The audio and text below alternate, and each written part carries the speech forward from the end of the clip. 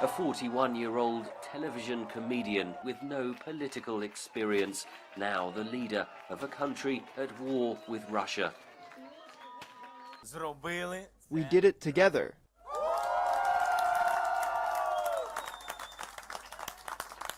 Thanks to everyone.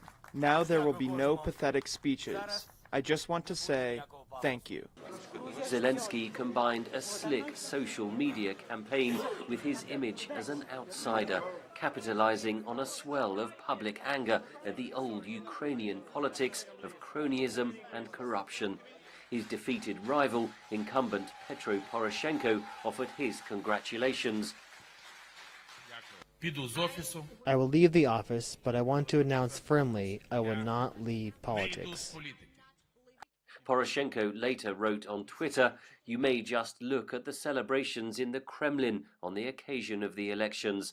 They believe that with a new, inexperienced Ukrainian president, Ukraine could be quickly returned to Russia's orbit of influence." Ultimately, the slow pace of reforms and a failure to improve living standards cost Poroshenko a second term, says analyst Anatoly Oktyshuk. Zelensky's victory is a referendum on the mistrust of former politicians.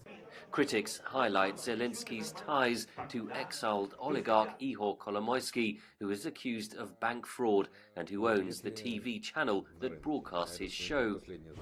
Zelensky has pledged to continue Ukraine's pro-Western path 5 years on from Russia's forceful seizure of Crimea and invasion of eastern Ukraine. I think that a more pragmatic model of cooperation with Russia will be installed, that an economic cooperation will gradually be reinstated, but the conflict will not be resolved. Over the past 5 years, there has been a very significant fracture. As soon as Zelensky tries to overcome it, he will face resistance from radicals, nationalists, and other political opponents.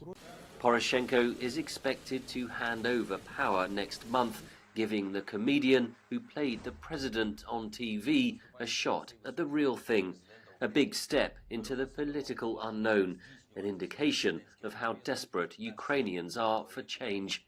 Henry Ridgewell for VOA News, London.